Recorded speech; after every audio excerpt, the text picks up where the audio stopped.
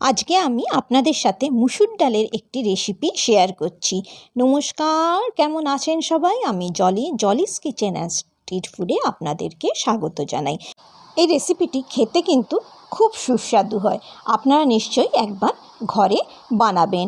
এই রেসিপির জন্য আমার যেটা লাগবে সেটা হচ্ছে 2টো ঝিঙে, মুসুর ডাল, একটা পেঁয়াজ ছোট করে কাটা, একটা আলু চৌকো করে ছোট করে কাটা, একটা টমেটো ছোট করে কাটা, 2টো ঝিঙেকে ছোট করে আমি কেটে নিয়েছি। এরপরে আমি গ্যাস জ্বালিয়ে কড়াই চাপিয়ে দিয়েছি। কড়াইয়ের মধ্যে আমি সর্ষের তেল নিয়ে নিয়েছি। সর্ষের তেল যখন গরম হয়ে গেছে তখন আমি এর মধ্যে 1 চামচ গোটা জিরে দিয়ে দিচ্ছি। গোটা জিরেটা যখন ভাজা ভাজা হয়ে গেছে তখন আমি এর মধ্যে টুকরো করে কাটা পেঁয়াজগুলো দিয়ে দিচ্ছি। পেঁয়াজ দিয়ে আমি ভালো করে নেড়ে নিচ্ছি। পেঁয়াজটা আমি একটু লাল হওয়া অবধি ভেজে নেব।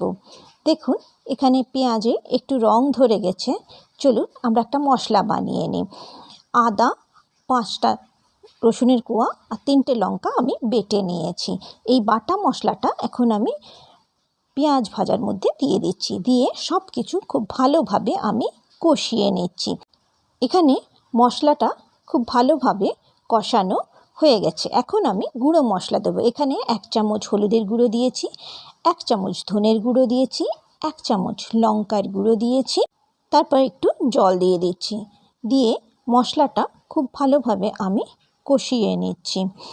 মশলাটাকে এখানে খুব ভালোভাবে আমি কষাবো যতক্ষণ না মশলা থেকে তেল বেরিয়ে আসবে। এখানে আমি গ্যাসের ফ্লেমটা মিডিয়াম টু লোতে করে রেখেছি।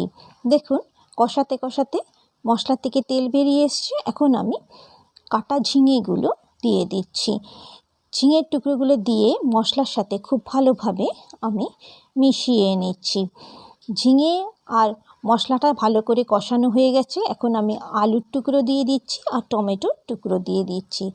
এখানে আমি এখন স্বাদ অনুসারে নুন দিয়ে দিচ্ছি। আমি আগে নুনের ব্যবহার করিনি, সেই জন্য একবারেই আমি নুনটা দিলাম। দিয়ে সব কিছু খুব ভালোভাবে মশলার সাথে মিশিয়ে নিচ্ছি। এই সবজি আর মশলা খুব ভালোভাবে কষিয়ে নিতে হবে।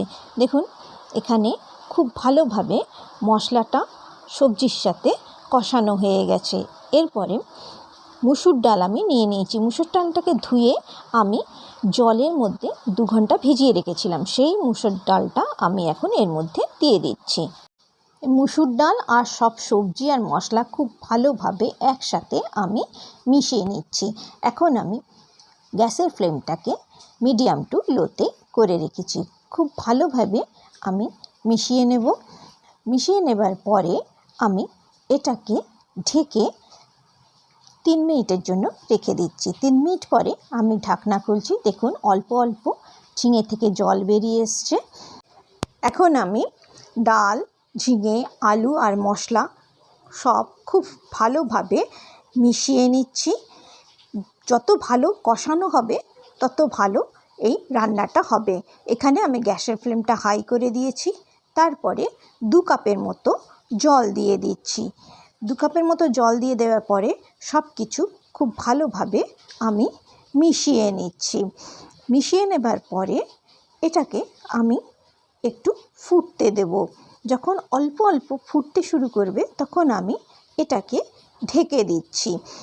ঢাকনা দিয়ে আমি 5 মিনিটের জন্য রেখে দিয়েছিলাম। 5 মিনিট পরে ঢাকনা খুলেছি। দেখুন ডাল, ঝিঙে, আলু সব খুব ভালোভাবে সেদ্ধ হয়ে গেছে। আর এই রান্নাটা একটু মাখো মাখোই হয়। এরপরে আমি উপর থেকে গরম মশলার গুঁড়ো ছড়িয়ে দিচ্ছি। ছড়িয়ে দেওয়ার পরে সব কিছু খুব ভালোভাবে আমি মিশিয়ে নিচ্ছি। তৈরি হয়ে গেল আমার মুসুর ডালের তরকারি। এই রেসিপিটা দিয়ে আপনি ভাত, রুটি, পরোটা সব কিছুই খেতে পারেন। খেতে কিন্তু খুব সুস্বাদু হয়। আজকের রেসিপিটি যদি আপনাদের ভালো লেগে থাকে তাহলে নিশ্চয়ই আমার চ্যানেলটিকে সাবস্ক্রাইব করবেন, বন্ধুদের সাথে শেয়ার করবেন আর একটি লাইক নিশ্চয়ই করবেন। আর আমাকে কমেন্ট করে নিশ্চয়ই জানাবেন আজকের রেসিপিটি আপনাদের কেমন লাগলো। আর আপনারা যারা আমাকে কমেন্ট করেন তাদেরকে অসংখ্য ধন্যবাদ আমার পাশে থাকার জন্য। আপনারা সবাই খুব ভালো থাকবেন, সুস্থ থাকবেন, সাবধানে থাকবেন।